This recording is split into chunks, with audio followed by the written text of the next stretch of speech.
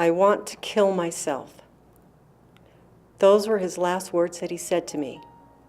His name was Dana, and we went to high school together, and we reconnected at a small reunion.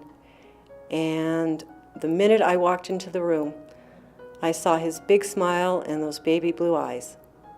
We talked a lot, we exchanged numbers, and we became friends, reacquaintance again, and we started dating.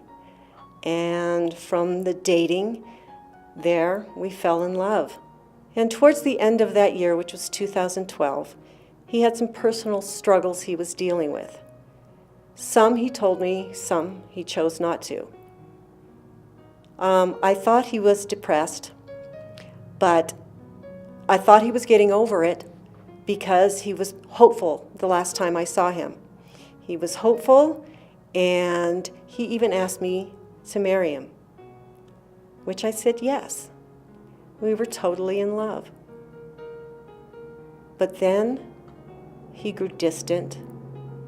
He was talking about going off his medications, which I didn't know what they were for.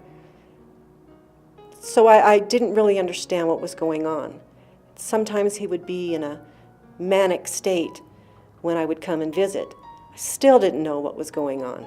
I tried to be as supportive as possible. I loved him.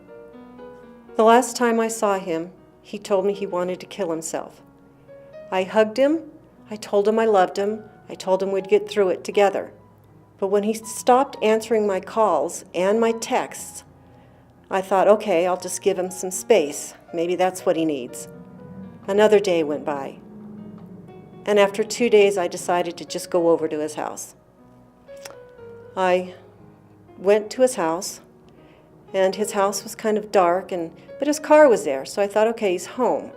Maybe he didn't bring his phone with him. All these things going through my mind. And I walked into a dark house. I looked, called his name, saw his phone, his wallet on the table. And then I went down another hallway, and I heard a noise. And when I turned the corner and looked in, that's when I saw him on the ground. And I saw some blood around. I didn't really understand. I couldn't comprehend what was going on. So I then called 911. The operator told me I had to give CPR. So I bent down, and I was going to turn him over so I could start the CPR. And as I bent down, that is when I saw the butt of the rifle.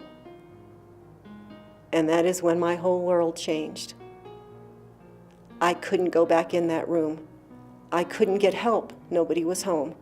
None of the neighbors, nothing. And then from there, it's kind of foggy. The police, the reports, they told me that he was going into surgery at the trauma center. So I headed down to the trauma center, went in, asked about him, and that's when they put me in a room all to myself, along with a social worker. So I knew something was up. And finally they told me that he had passed. And I did get to say my final goodbyes to him. Nobody should see someone they love like that. All I can say is that if you or someone you know and love needs help, is hurting, can't cope, please ask for support. Talk to somebody. Talk to suicide prevention. They're open 24/7. Talk to your minister. Talk to somebody. Tell them you're struggling. It might be just the case of you need some medications, and it will level you out. What happens today may not be as bad as tomorrow or the next day or the next day. But when you choose death by suicide, it's final.